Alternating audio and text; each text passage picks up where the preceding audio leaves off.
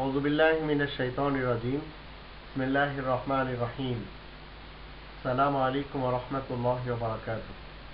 পুরুষ লিঙ্গ তরুতাজা এবং শক্ত রাখবে পুরাতন মধু যদি ব্যবহার করা যায়। মধুর ভিতরে আল্লাহ রাব্বুল আলামিন সব ধরনের রোগের চিকিৎসা রেখে দিয়েছেন। আরোগ্যের জন্য আল্লাহ তাআলা মধু সৃষ্টি করেছেন। যাদের লিঙ্গে কোনো ধরনের সমস্যা হয়ে গেছে, নিজেদের কারণে হোক বা অন্য কারোর কারণে হোক, পুরাতন মধু 2 বছর পূর্বের হোক, 10 বছর পূর্বের হোক, 50 বছর পূর্বের হোক, যদি সকাল সন্ধ্যা এই পুরুষ লিঙ্গে মালিশ করা যায়, তাহলে লিঙ্গের সমস্যার সমাধান হয়ে যাবে ইনশাআল্লাহ। আর সাধারণ মানুষ যারা নিজেদেরকে মনে করেন যে যৌন চাহিদায় তারা কমজোর, তারা প্রতিদিন সকালে একবার 5 থেকে 6 ফোঁটা মধু হাতে নিয়ে যদি লিঙ্গকে মালিশ করে, তাহলে এই লিঙ্গ আস্তে আস্তে শক্ত হবে ইনশাআল্লাহ। আমরা ভারতের, হিন্দুস্তানের যদি ইতিহাসে একটু দেখি, 6000 বছর পূর্বে চরক ঋষির যুগে এই মধু এভাবে পুরুষেরা ব্যবহার করত।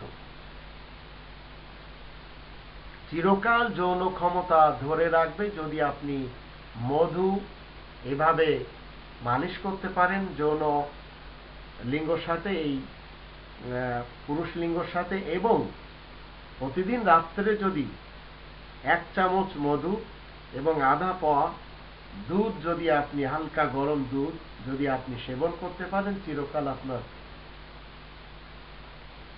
কোনোদিন অন্তত সহবাসে আপনার কষ্ট দিবে না এবং আনন্দ হবে, আর চিরকাল আপনি আপনার যৌন ক্ষমতাকে ধরে রাখতে পারবেন। আর এই মধুর ব্যাপারে আল্লাহ রাব্বুল আলামিন কি বলেছেন আসেন আমরা দেখে নিই।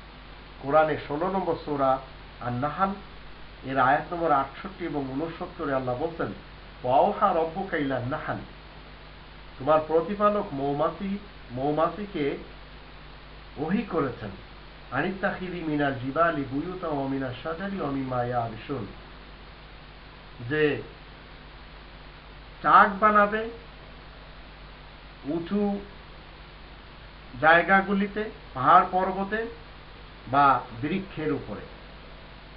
সুম্মা কুলি মিন কুল্লি সামারাত, তারপর প্রত্যেক ফল থেকে কিছু কিছু আহার করবে। ফাসলুকি সুবুলা রব্বিকি যুলুলা, তারপর তোমার রবের প্রতিপালকের যে সহজ পথ, সেই পথের অনুসরণ করতে হবে।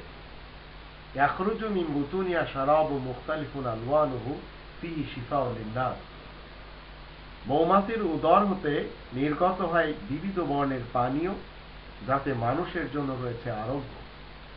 ইন্না ফী যালিকা লাআয়াতান লিকাওমিন ইয়াতাফাক্কারুন, অবশ্যই এতে রয়েছে নিদর্শন চিন্তাশীল সম্প্রদায় যারা, তাদের জন্য।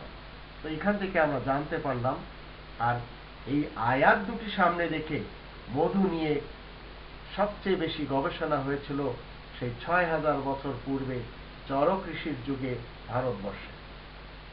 তো আপনি যদি আপনার লিঙ্গকে তরুতাজা এবং শক্ত করতে চান, তাহলে পুরাতন মধু আপনি ইউজ করেন। যদি একান্ত না পাওয়া যায়, নতুন মধুতে কোনো সমস্যা হবে না। এই মধু শুধু সেবন করার জন্য না, এই মধু আপনি শরীরের অন্য কোনো ক্ষত স্থানেও মালিশ করতে পারেন, কারণ এর ভিতরে রয়েছে সব ধরনের রোগের চিকিৎসা।